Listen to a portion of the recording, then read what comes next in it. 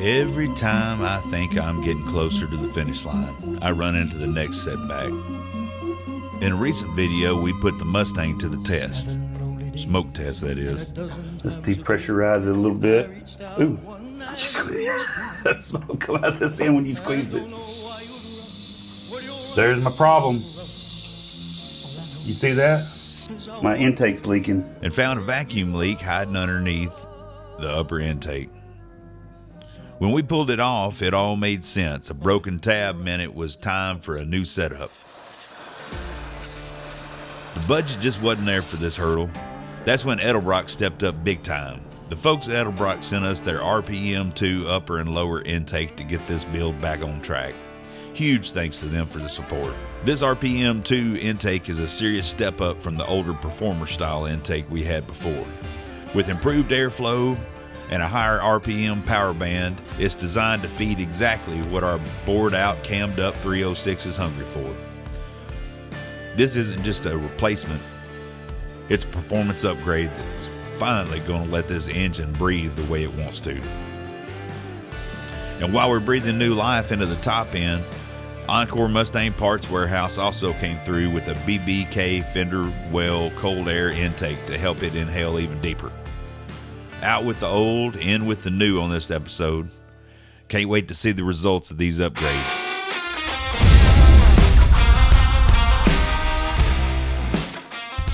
All right, as you can tell, we got a lot going on today. We've got our old intake, our old Edelbrock Performer 5.0. Of course, you know, we've had all my problems with the tab cracking, and Edelbrock has taken awesome care of us and fixed us up with a new Edelbrock Performer RPM2. So we're really excited. Mr. Howard's supposed to come and help us put this on later today. My buddy Josh at Encore Mustang Parts Warehouse, he has hooked us up with a new cold air intake. I got to give a big old thank you to Josh at Encore Mustang Parts Warehouse. They hooked us up with a slick fenderwell cold air intake and this here little HVAC check valve that's about as rare as hen's teeth. Encore specializes in 1979 and 2004 Mustangs, and their site is packed with everything from factory, hard-to-find pieces to performance upgrades. So if you're wrenching on a Foxbody or anything in that range, Encore's the spot.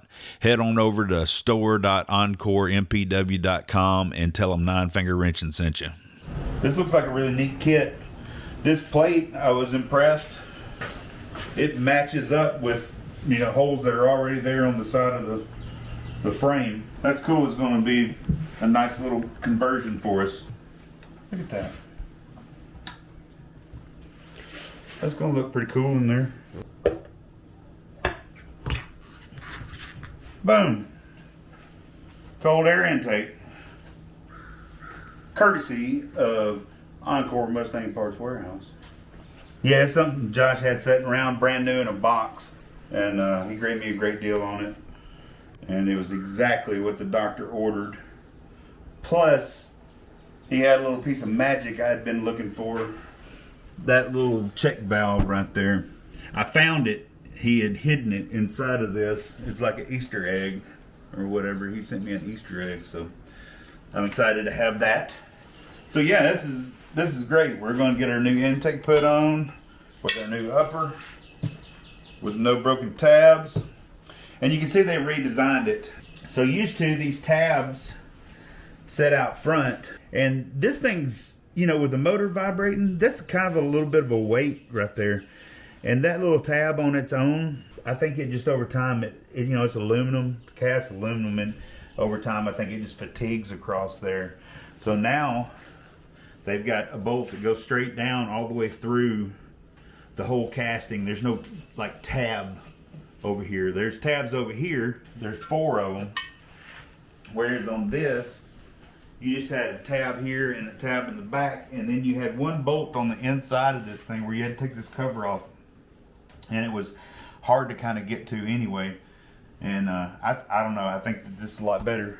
Now you've got 4 bolts on this side as well, so you've got 8 bolts total holding this down, but they're all going, the ones on this side are all going all the way through the whole casting, except for this one in the back. I think that's a design improvement. All the different little screw-in ports, you know, on this are a little different than the other one. They send you all these little plugs and connections with it. And then, of course, I've got all the different stuff that was on the other one as well. I think with the number of holes and stuff that it's got right here on the backside, I think I can just pull everything I need right off of this. Got a couple of sensors I need to move. I got these little plugs over here in the back of the lower intake I need to move over to the new one. I wish I had measured them, but I forgot. I had noticed that the ports on the old one and the newer one are different too. The new one has larger ports on it as well. So I'm going to work on moving some of that stuff around real quick. It's not going to be fun to watch, so I'll bring you back whenever I'm done. Plus, I get to listen to music that way. All right, let's check out what I got done over here. For one, I went ahead and kind of bolted in that thing, sort of got it there. I thought that bracket was going to still go back to where it was, but that little pipe ain't long enough to get that back over there. That's what she said. I just bolted this up just for the, I mean, it's just finger tight on there. I got those little holes stopped up. Got that one over there. They sent stoppers for those two. Got all my connections. I got my PCV valve, PCV valve. I got both of my smaller vacuum lines. One goes to the fuel regulator and one goes to the HVAC controls. And then we got our other line that goes to the brake booster. So nice and so clean. That's clean. Got this all kind of dialed in. Got our thermo sensor there and our air charge temp. I haven't put this back in yet. It's just sitting there ready. I did do a little modification. See that there? That way it'll actually fit down on there and I won't have to put washers underneath it. And we went ahead and moved our little screen for our PCV valve. So it's ready to go on whenever Mr. Howard gets here. I think we're ready to go.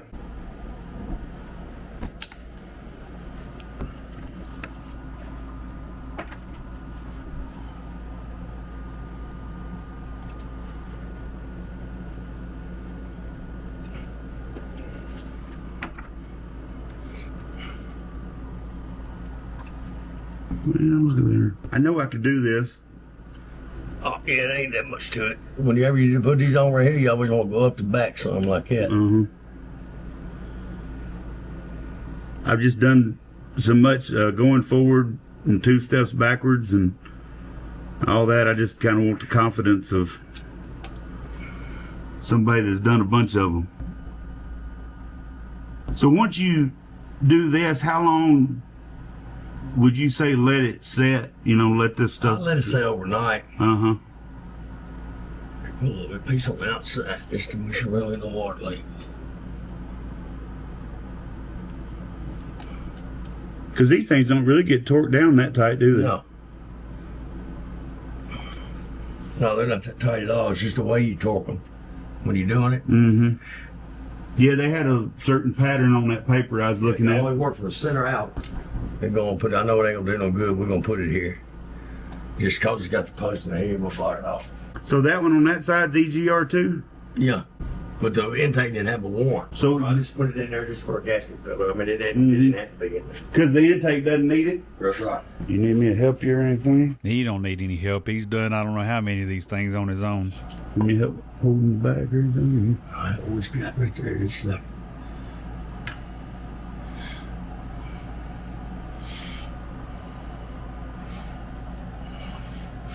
Should be close right there.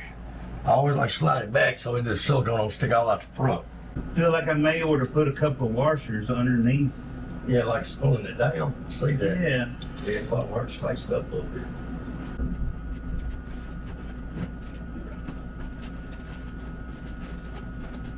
So there's no kind of thread, Loctite or nothing like that that goes on the intake bolt? No.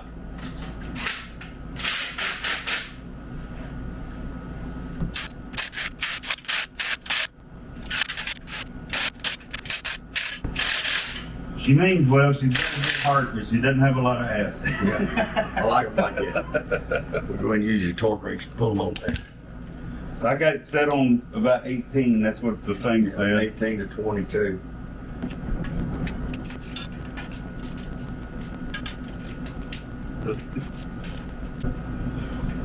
The main thing you want to do on that cross pattern down is to make sure you don't pull the intake to one side. Don't. I always understood it's not to warp things or something. Right. But when you're looking at that V in the motor right there, if you're not careful. You can slide it down with one side of the V more than another one. Right. When you get there, they all stay in there, then you know you got it.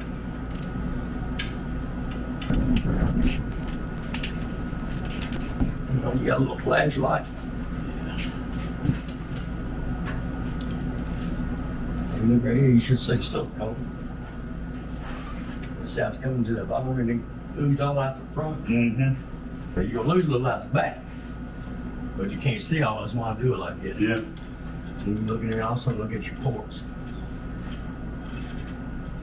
What you looking at now? I'm looking at my gasket match on the ports.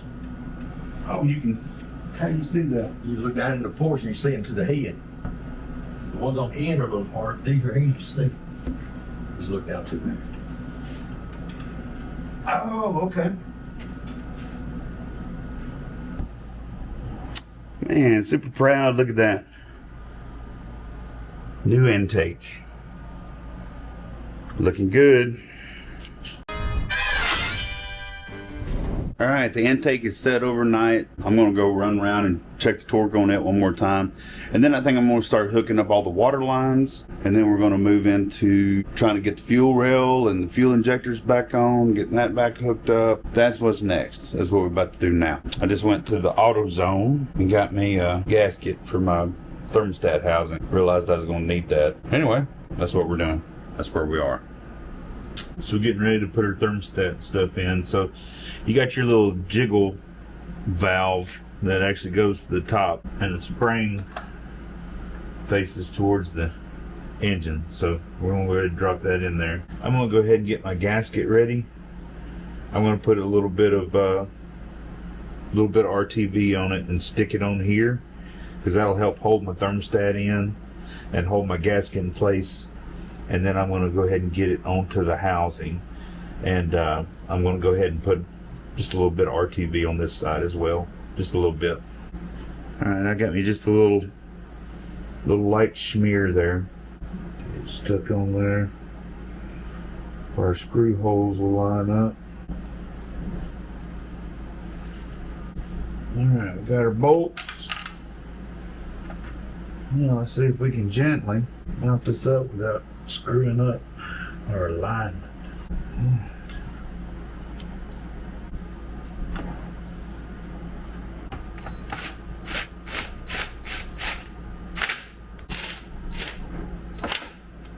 All right.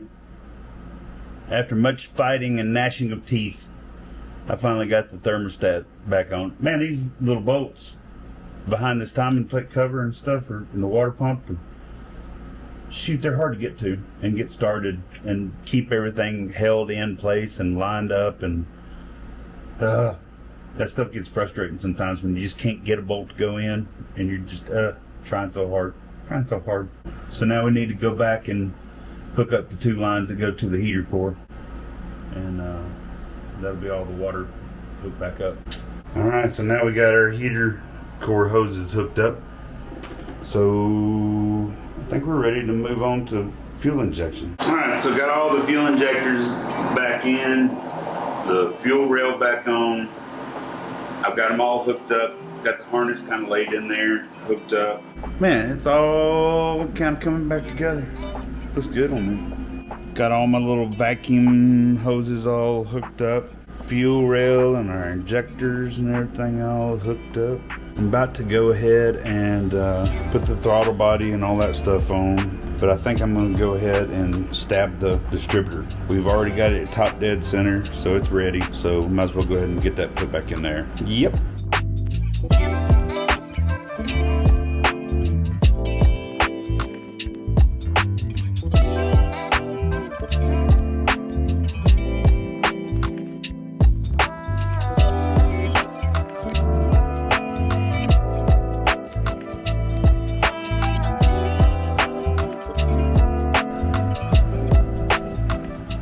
Father's Day. We've been out here playing with the car a little bit.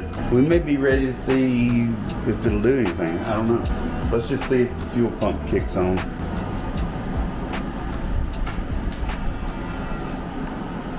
I heard the fuel pump. All right, I guess I'm gonna turn this key and just see what happens.